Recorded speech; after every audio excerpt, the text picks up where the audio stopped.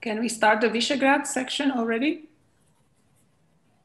I think so. I think we should.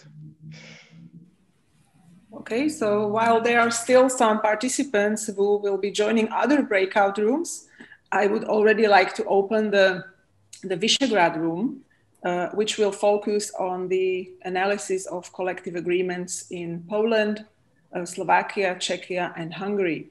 My name is Marta Kahancová, and I will be your moderator today. Let me welcome all participants, and in particular, our speaker, Gabor Sudi from the Central European Labour Studies Institute, as well as 4 panelists who are experts or directly negotiating collective agreements. And this is Mrs. Monika Benedekova from Slovakia, Mrs. Alena Paukertová from Czechia, Mrs. Danuta Vojdat from Poland, and Mr.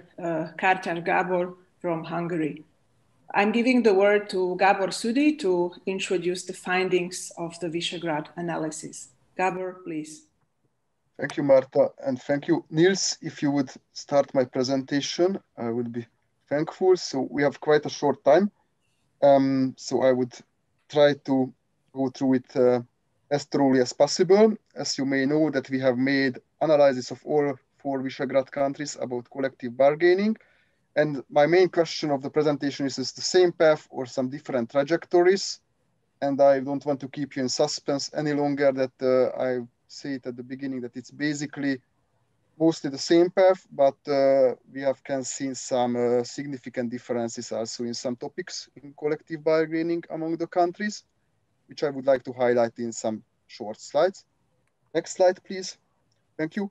So the similarities in background conditions, I think, are well known to people.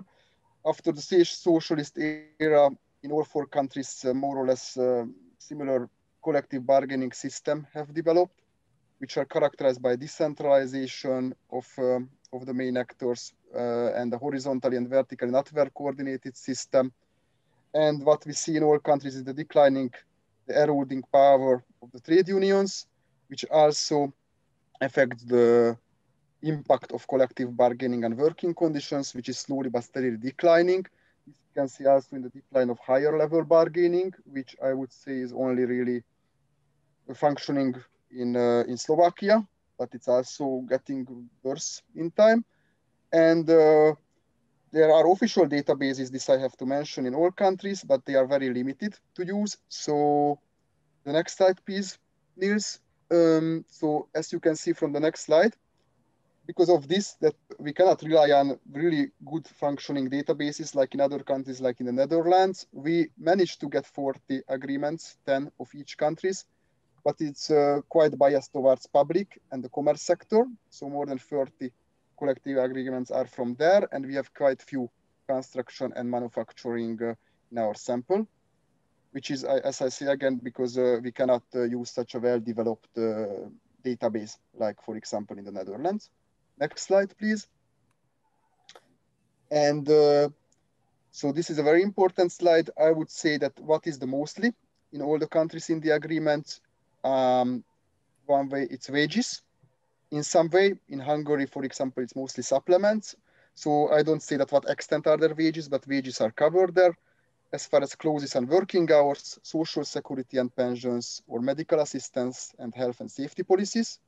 And what are not there for various reasons are, for example, trial periods, which are of course regulated by other law and other binding legal acts, but it's still not there. As far as training options are not there, for example, or job descriptions or job classifications are not really featured in collective agreements or just very superficially.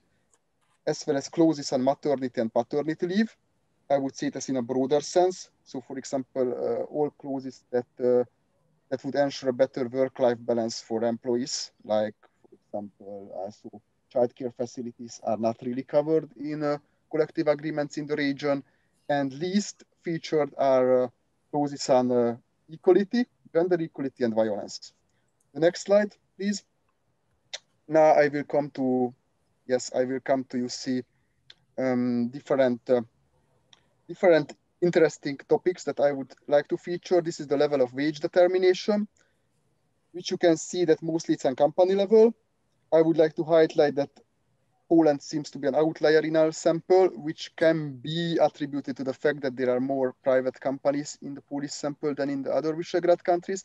But you can see that 7 out of 10 Polish employees have wage determined at an individual contract level, which is not really visible in other countries. Next slide, please, Niels. And the wage premiums. So there can be more wage premiums, of course, in one collective agreement.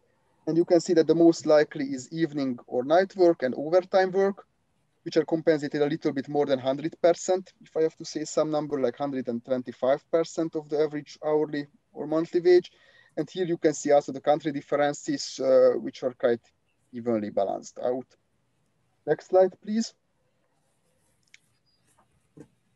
So the working hours. Here I have to say that if you look at it, so the blue one is the blue one is the 40 hours, which seems to be in Poland the main, and also in other countries. Here I would also say, let's check the second column of Hungary, which seems to be an outlier, that this is the only country where we didn't find such collective agreements in our database which have less than 40 hours. So Hungarians collective agreement seems to lay down the longest working hours, and also just as a side remark, also seems to stipulate the longest overtime hours, which can be also attributed, as I described it in the report, to labor code regulations. The next slide, please. Job classification system, as far as I said, except for Poland, it's really not seems to be a real issue there. And for Poland, it can be that it's because of that we have here more private companies from the commerce and manufacturing sector. Otherwise, it seems so that it's not really there. The next one, please. Getting to the end. So yes, you can see the work. Is it the working hours again? So I think that we should go to the other direction. We went back. So the next slides will be about health. Oh, sorry, social security and pension funds. We have checked 3 spans, and you can see that pension funds are the most uptaken in the region, while the other 2 unemployment and disability funds are absolutely not there. And here again, the outlier is Hungary, where the second pillar of pension is already not functioning, and also seems that the third pillar of voluntary is also not really that much used as in other 3 countries. Okay, next one, please. Yes, the health and safety policy. Here I have to check that you see that,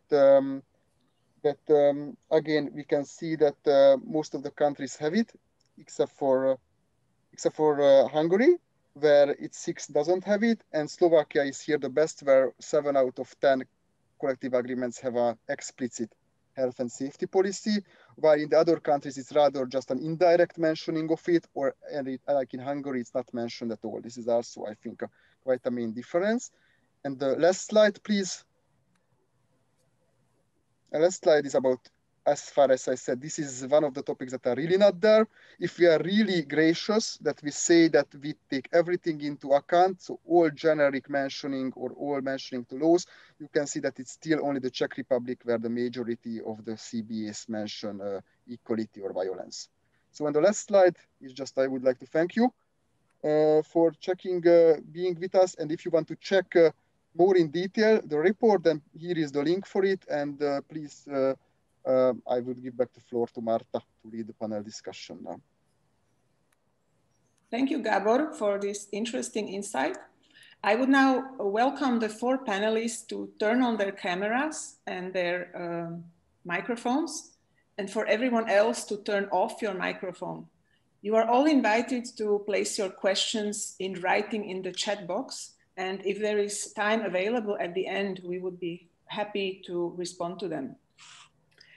As you have seen from the presentation, the COLBAR project delivered quite a unique analysis. It is based on a collection and empiric and electronic coding of collective agreements across a number of countries. Besides discussing the content of these agreements, our panel discussion will focus more on why is it good to have such a database? Who can work with it? How can negotiators use it? Some of you on the panel are actually directly involved in negotiating collective agreements. So I would like to ask you whether you are in fact consulting other collective agreements when you lead your negotiations, whether this source of data or seeing provisions from other agreements is relevant for you in some way. I would first like to invite Mrs. Monika Benedekova, who is the chief negotiator of sectoral trade union OZKO in Slovakia. Monika, please. Ďakujem veľmi pekne, verím, že sa počujeme. Ja by som teda sa venovala, viem, že máme limitovaný čas, takže priamo budem sa teda venovať otázke. Samozrejme, že pri príprave obsahu kolektívnych zmluv je úplne jedno, či je to úroveň podniková alebo úroveň sektorová, vždy robíme určité porovnania. V rámci OZKOVO a sektorov, ktoré zastupujeme my ako odborový zväz KOVO, robíme porovnania aj interné, to znamená svojich podnikových kolektívnych zmluv a snažíme sa cez rôzne dotazníky zisťovať vlastne trendy a také tendencie, ktoré sú v podnikových kolektívnych zmluvách a vôbec teda na podnikovej úrovni. Vyhodnocujeme si každoročne tieto dotazníky a vlastne tak sme okrem iného napríklad zistili, že už viac ako 85% podnikov, kde pôsobíme, má napríklad v podnikových kolektívnych zmluvách pracovný čas upravený v nižšom rozsahu, ako je zákonný 40-hodinový pracovný čas. Takisto samozrejme využívame komparácie aj na odvetvovej úrovni. Tam je to jednoduchšie v tom, že na Slovensku stále je verejne dostupná táto databáza na stránke Ministerstva práce, sociálnych vecí a teda k obsahu aktuálnych sektorových kolektívnych zmluv sa vieme dostať a vieme si teda tie obsahy nejakým spôsobom komparovať, porovnávať, čerpať z nich inšpiráciu. Vzhľadom na to, že Slovensko stále aj kvôli teda tej neexistujúcej jazykovej bariére má blízko k českým kolegom a teda k českým nejakým kolektívnym zmluvám, snažíme sa čerpať inšpiráciu aj teda porovnávaním s českými kolektívnymi zmluvami, hlavne tými sektorovými, ku ktorými takisto máme prístup. Problémom teda naozaj je, pokiaľ ide o podnikovú úroveň, celkové tá dostupnosť k podnikovým kolektívnym zmluvám, pretože tie z rôznych dôvodov sú nedostupné. Bolo to spomínané teda aj v správe, aj v prezentácii. Toto je problém. Napriek tomu my sa snažíme v rámci nášho interného prostredia a myslím si, že zhruba tých 70-80% podnikových kolektívnych zmluv máme my v rámci interných zdrojov k dispozícii. Takže v každom prípade odpoveď na tú otázku je krátka, je jednoduchá, jednoznačne je veľmi inšpirujúce, je veľmi potrebné a pre nás aj veľmi poučné poznať niektoré úpravy, ktoré sú aj v iných krajinách, prípadne v iných odvetviach v kolektívnych zmluvách. Thank you very much. So the issue of access to collective agreements has been raised several times. I wonder how do Polish colleagues see this problem and whether it is beneficial for them to have access to such an international database. Ms. Danuta Wojdak, please.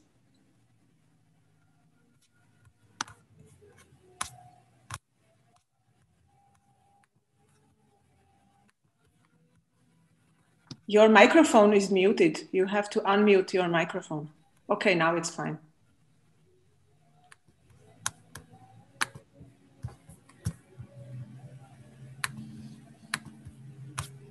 But we still cannot hear you.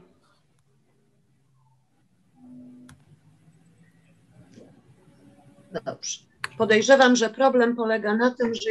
A teraz już jest? Teraz już jest? Okej. Problem polega na tym, że jak słucham na słuchawkach, to z jakiegoś powodu wyłącza mi się mikrofon. Nie mam pojęcia dlaczego, ale już wiem, na czym polega problem, więc będę unikać tej sytuacji. W Polsce mamy niezwykle zdecentralizowany system, jeżeli chodzi o możliwości negocjowania układów zbiorowych. To wynika z naszej przeszłości i tego, w jaki sposób kształtował się system relacji między wolnymi związkami zawodowymi a pracodawcami, gdzie na początku pracodawcą był szef zakładu pracy, poszczególnego konkretnego miejsca pracy. Słucham? I w momencie, kiedy rynek pracy zaczął się zmieniać, na przykład poprzez to, że zaczęły wchodzić firmy ponadnarodowe, których centrum decyzyjne było gdzie indziej, nie w danym zakładzie pracy, tylko na poziomie kraju czy na poziomie europejskim, nasza możliwość działania nie bardzo się tutaj zmieniła. I dlatego na poziomie zakładowym przede wszystkim negocjujemy, co ogranicza nasze możliwości wpływania na sytuację na przykład w całych sieciach. W Polsce nie ma, z tego co mi wiadomo, z tego co mi powiedziano ostatnio, ani jednego układu zbiorowego w sieciach ponadnarodowych handlowych na przykład, ponieważ pracodawcy nie życzą sobie negocjacji na poziomie, który ustalałby jednolite warunki pracy dla wszystkich pracowników w Polsce w danej sieci, czy to będzie Lidl, czy to będzie Jeronimo Martens. W związku z tym pewne rzeczy można wynegocjować na poziomie sklepu, ale nie ma tych negocjacji na wyższym poziomie. Nie ma w Polsce również układów sektorowych, a przynajmniej jest ich no, na tyle niewiele, że nie można mówić o jakimś sensownym rozwiązaniu warunków na rynku pracy poprzez regulację sytuacji w poszczególnych sektorach. W prezentacji Gabora było widać, że w Polsce są dwa chyba układy sektorowe w sektorze publicznym, który jest w większej swojej części w dalszym ciągu państwowy i dlatego na poziomie krajowym można jakieś negocjacje prowadzić. Są propozycje pracodawców, którzy twierdzą, że owszem, wejdą do negocjacji na poziomie sektorowym, ale warunkują to na przykład wyłączeniem pewnych zapisów z kodeksu pracy. Ale my chcemy, żeby była pewność, że wobec tego będzie możliwość negocjowania tych obszarów w sektorowych układach zbiorowych i tutaj tej pewności niestety nie ma. Także to jest ten problem i powodem, dla którego jest tak duże zdecentralizowanie układów zbiorowych, jest to, że pracodawcy wykazują wyjątkową niechęć do negocjowania na tym poziomie. A jeszcze jeden problem, i już to jest moje ostatnie słowo, ponieważ te umowy, te porozumienia są na poziomie poszczególnych zakładów pracy, to nie ma możliwości w zasadzie porównania tego, co jest wynegocjowane w Krakowie i tego, co jest w Warszawie, z tym, co jest wynegocjowane w Gdańsku.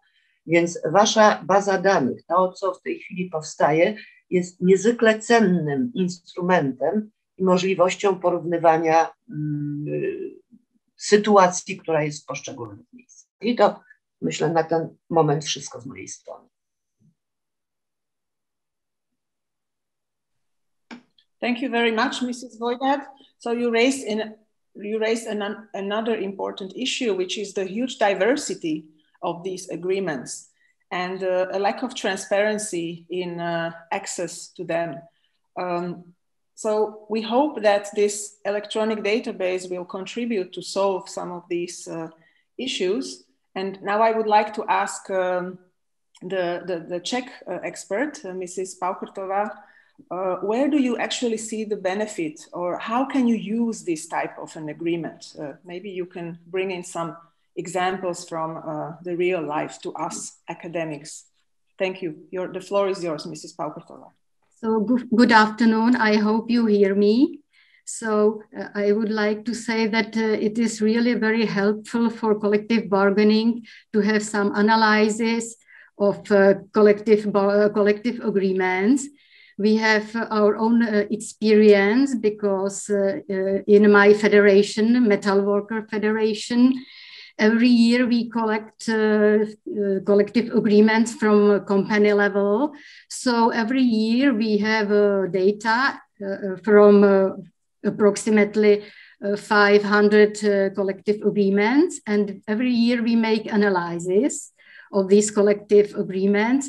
So we have a lot of information about how many, in which percentage of collective agreement there is some provision about wage increase, or about holiday, about, I don't know, meal vouchers, and so on. So it is really very helpful. We also prepare for our bargainers on company level guidelines, which includes also a model of collective agreement. And these materials are based on these analyses. And we also provide our members courses, training courses about how to how to bargain collectively. And so we use these analyses also for this purpose. And so we have only data from metal workers sector. So it will be very, very fruitful for us to have information about collective agreement, especially from abroad. We have some information from our European Industrial Federation, but it is not very detailed information. We have some information about ongoing bargaining rounds and about the results.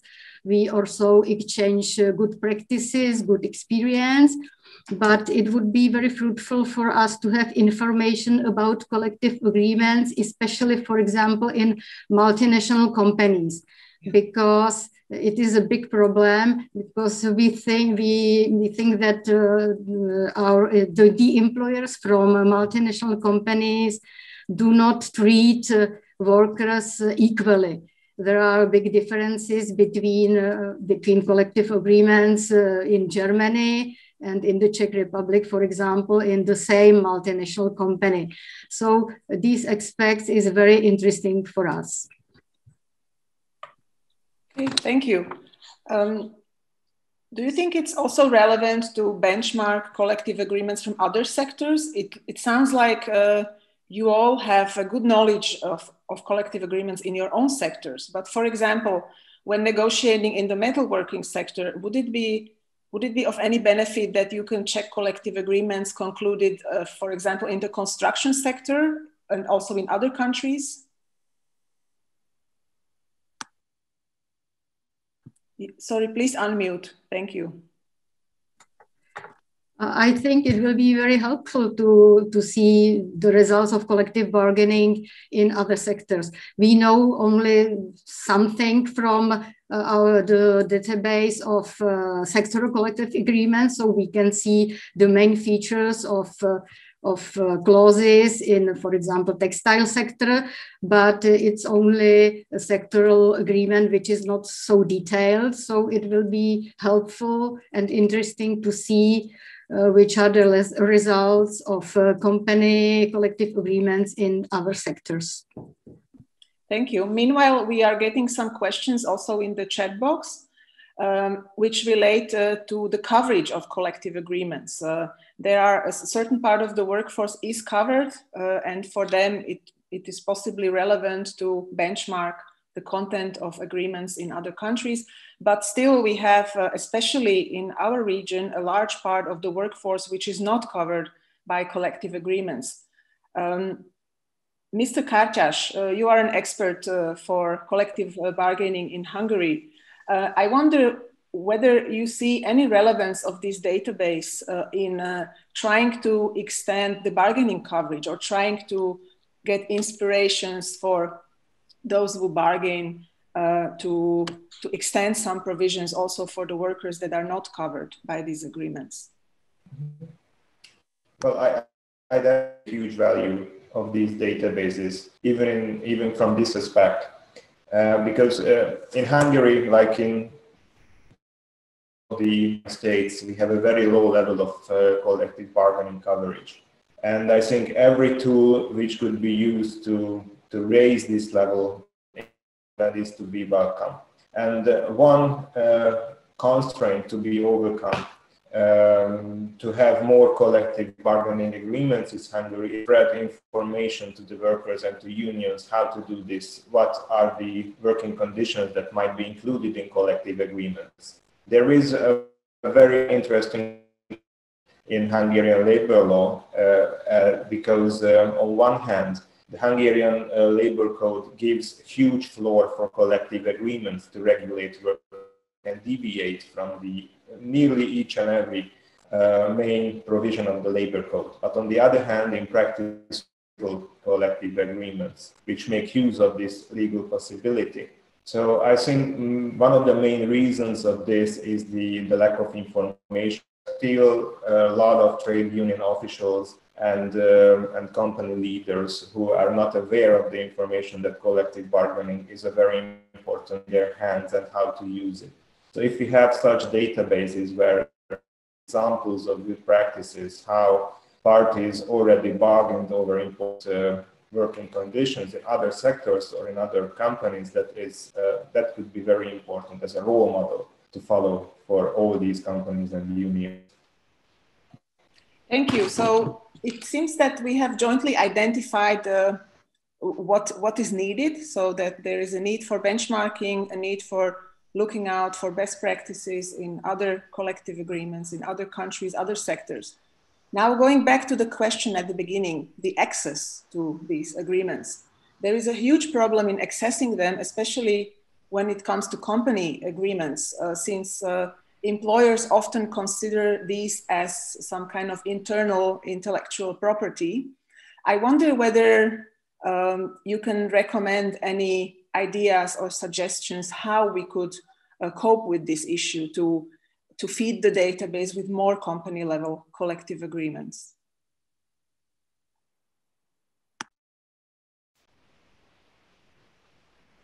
Well, I think from a legal point of view, I can totally understand if an employer is reluctant to share the content of a collective agreement because it is a business secret.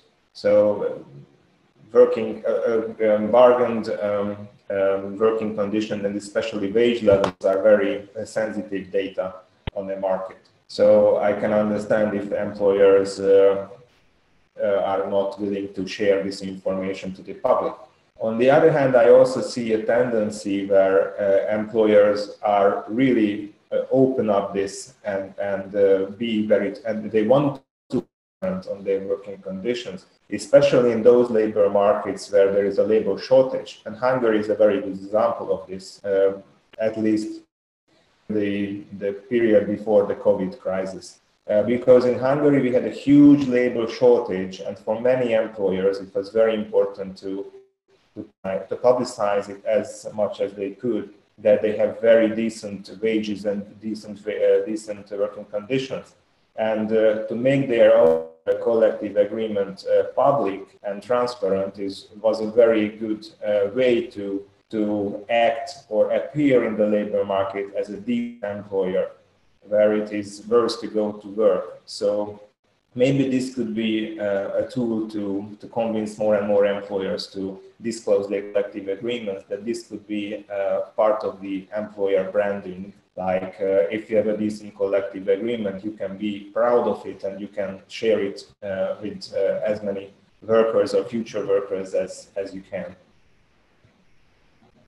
Thank you. We don't have any representatives of the employers on the panel, but I'm sure there are some among the participants. So I invite those employers among us to maybe share their views in the chat box on where they see benefits from an electronic database of collective agreement covering the whole EU or even beyond countries beyond the European Union, and whether this is indeed a possible strategy to show certain responsibility of the employer to share its best practices that have been embedded in their collective agreements.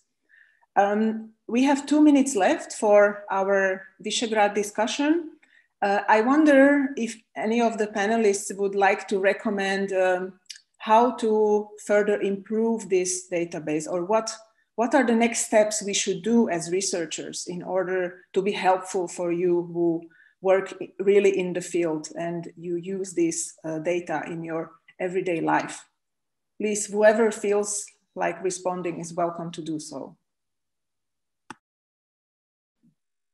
Have I unmuted myself successfully? Thank you. Now, we talk about this. I would like to start with a comparison. When now in the situation of COVID, people differentiate between having a vaccine and having a vaccination. And the same goes with our database.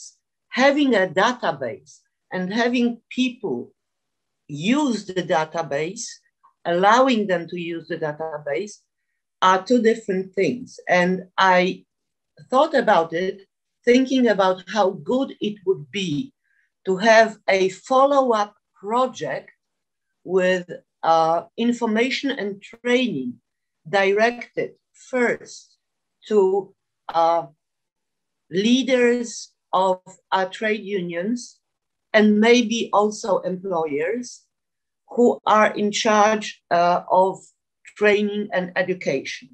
I'm talking about trade unions who usually have such leaders and even the systems of education. And then have second step of such a project with trainings for trainers in particular countries. And then even preparing training modules for them. And then they can incorporate the information about the database, about how to use the database in their training program. Then every person, every single person that undergoes trade union training will have this information, because just posting the information on the website for me is not enough. Sometimes the information, falls through the cracks. That's all. Thank you. That's a very interesting idea, and we will try to continue with this exercise. And you're right that it's not only about collecting the data, but making sure that those who negotiate collective agreements can use them. We received a question about the availability of this database. Yes, it is freely available, and there will be more information provided on the structure of this database and the findings from it in the remaining parts of this conference. So stay with us. There will be more to come, more videos, more presentations, more discussion.